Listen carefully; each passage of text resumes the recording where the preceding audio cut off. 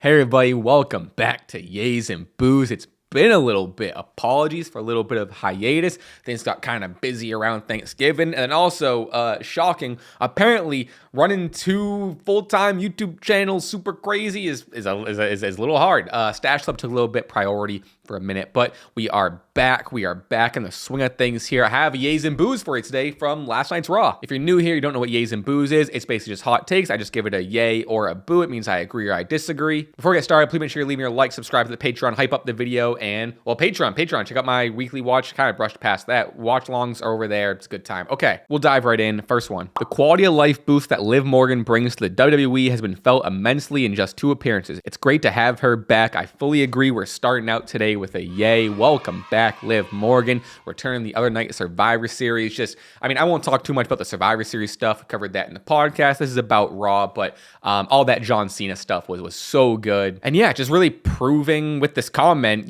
proving that she is a staple and a star. Not that she needed to prove it. We already knew this, but like, you can't miss someone unless they're gone, and she was gone for a while, and now her being back makes you realize, like, oh wow, we missed her, and there was definitely a little bit of a hole left in the WWE, and specifically the women's division, but WWE as a whole with her gone. She's such a refreshing character, and is consistently very, very good and improving in the ring. A very refreshing piece to WWE that I think they very much needed. Now, granted, promo on Raw, it was fine. My one problem with it is she didn't really address too many things that were going on within Judgment Day while she was gone. Like, she didn't really give any crap to Roxanne, which, grain of salt, I think that will still develop. You can't show all your cards at once. A couple things though. One, really stepping up and showing like, oh, I'm taking the reins of the Judgment Day. I'm the leader. We need gold. Judgment Day sucks. I'm back. I'm steering this ship.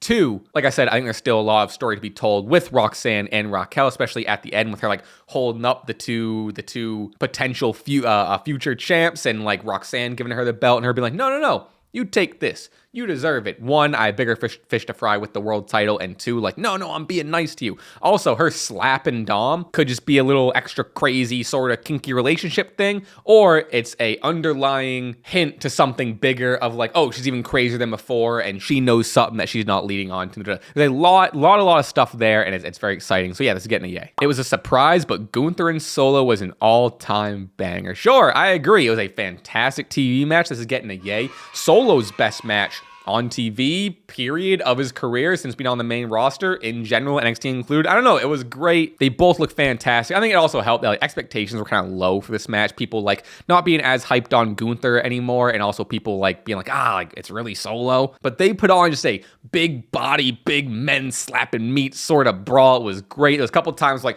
Gunther was laying those in, and like Solo was like, whoo, oh, Jesus Christ. I think, or at least I hope, that this match was a catalyst for people to start getting back on the Gunther train. Now, especially coming from this match, I'm excited for the Gunther-John match. I have thought that, like, sure, while maybe the Gunther pick might be boring or obvious, but ultimately, of the crop people that were in the tournament, Gunther was the guy. Gunther is the right pick. Now, it's not set in stone yet. We still have Gunther versus LA Knight, but I hope this performance with Solo got people to remember and realize, like, oh, right, this is big Gunther we're talking about. I think that's why they brought back like his old theme and his old look with the robe and everything. But yeah, this rocked. Also, Solo stepping up. Like, there is the saying like, so-and-so can wrestle a broomstick, but like, it takes 2 to tango. Solo stepped up. They both did so well. Solo was killing it with like the facials and his expressiveness and whatever, and then Gunther just looked like a beast. So yeah, this was sick. LA Knight beating Jay was the right move. It gave Jay the crash out, and I like the matchup of the sportsman Gunther, who believes wrestling and the ring is sacred, versus the entertainer LA Knight, who treats it as a business. Oh, interesting. I don't know if I see that. I don't know if that's my take on who LA Knight is. Ultimately, I'm giving this a yay because it was shocking. I like this LA Knight win. But to your comment, while I fully agree Gunther is like the ring sacred, he's the wrestler's wrestler, I don't know if I fully agree with like LA Knight being like, I don't know. I mean, yes, he is like an entertainer, but like, I don't know if he really treats, I don't know. He screams to me, especially because he is like, he gets referenced as promo-wise to like, The Rock or Stone Cold or whatever. Like, he does kind of seem just like classic wrestling. I think he also like is a wrestler's wrestler. So I don't know. I'm not too sure where this, like, he treats it as a business is coming from. But I do see what you're saying in the sense of, like, it's different styles, it's vastly different characters. I think it's gonna be cool. And it's a fresh matchup. It's not Jay Gunther again, which, like, a lot of people, including me, weren't super excited to see. And then you're right, it gave Jay the crash out, which I thought we were getting. I thought we were getting it, / I still think we should have got at least some of it in the War Games match. Because leading this War Games match, like, Jay was gonna be the factor. We were like, oh, can he, like, get along with Jimmy and Roman? And there was, like, none of that. And then we finally got the crash out that I think we should have gotten on Survivor Series. And now I'm locked in on Jay. I'm so curious. Like, you know, even with, like, Jackie O, he was, like, saying something to the effect of, like, oh, Roman is right. The titles belong on him and not me. And the man I see in the mirror is, like, is disappointing me and blah, blah. And I'm really enjoying this. Like, I don't know. There's something going on in his head. Get out of my head. This isn't like a full heel turn yet, I don't think, but, like, something's going on. I know it's so vague to say, but I am very, very curious and excited to see what we have down the line for Jay.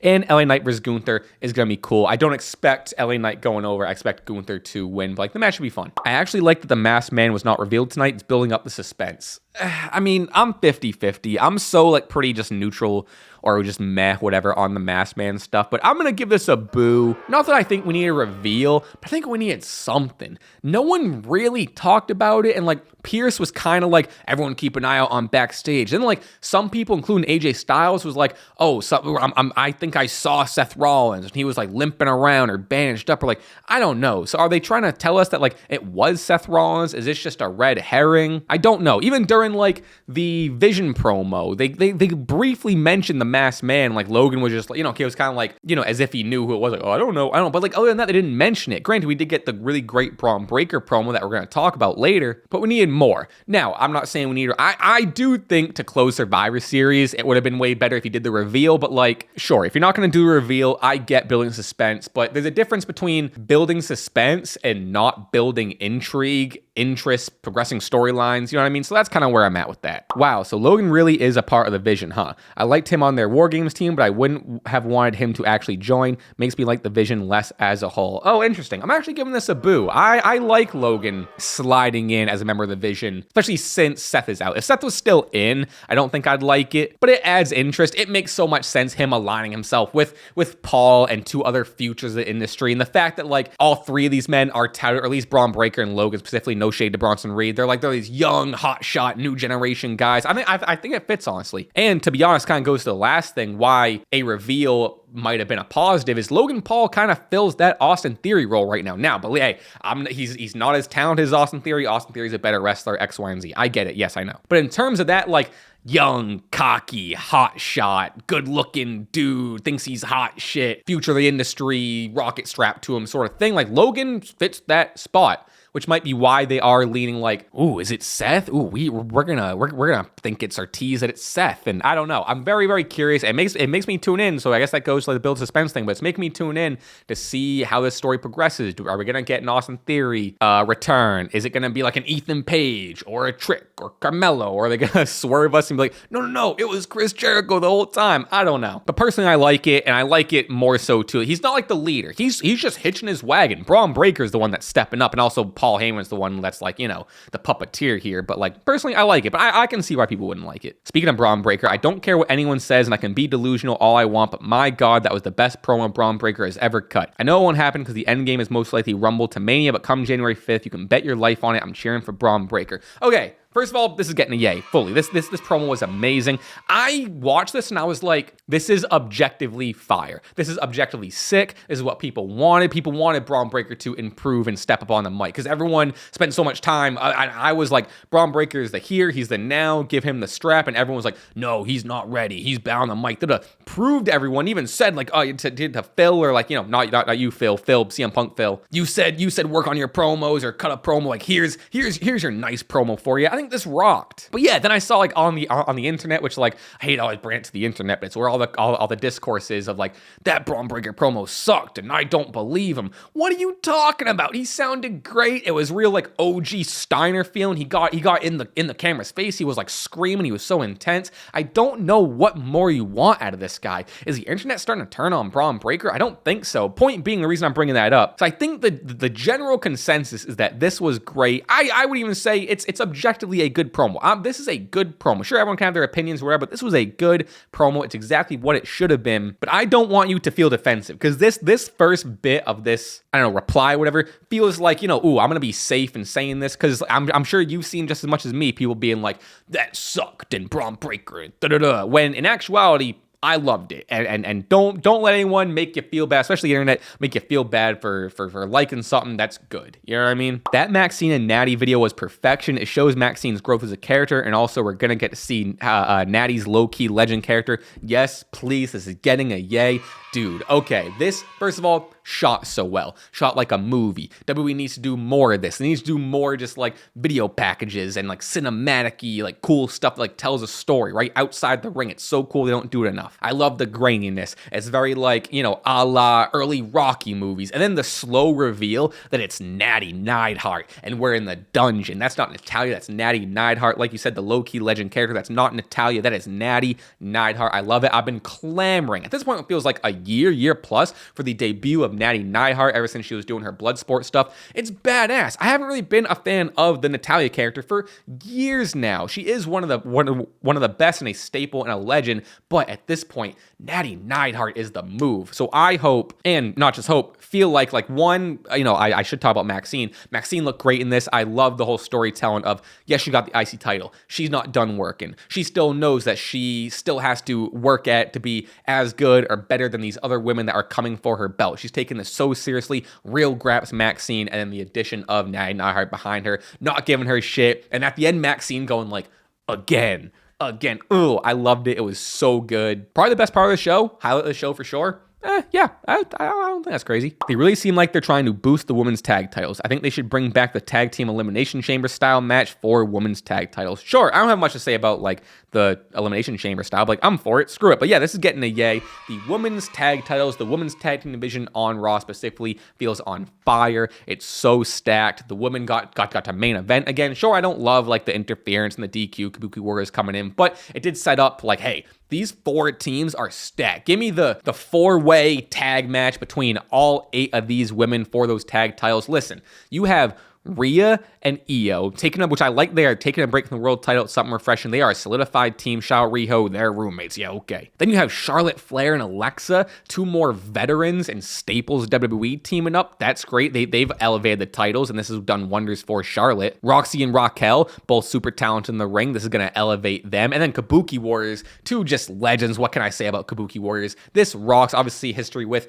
Rhea and specifically Io is going to make me invested. But yeah, like this rocks. Again, didn't love the DQ ending, but the way we got to showcase all these women. First of all, the match itself before the DQ was so sick and deserving of the main event. It's been said before. I'm not the only one saying it. Sports Illustrated. The women have been carrying the WWE on their backs in 2025, and it's so cool that they have even gone to elevating and making the women's tag team titles feel so important, because there was a long stint where the titles were just kind of nothing titles. They'd get a little bit of fire and then but like putting all 8 of these women against each other, it's so I could talk for hours about this. I can't say enough about how good this is. It's a highlight of WWE, like I said, in 2025 right now in general. And like you said, tag team elimination chamber style. If you put these 8 women in elimination chamber, dude, take my money. I'll pay for the ESPN app twice. I'll pay for 8 accounts. I don't care. All right, last one of the day. The New Day once again proven that they are the greatest tag team of all time. The fact they're putting on matches like that 11 years into their run is unreal. I fully agree. This is getting a yay. Shout out the New Day, one of the best tag teams of all time. Say what you will about their current heel run,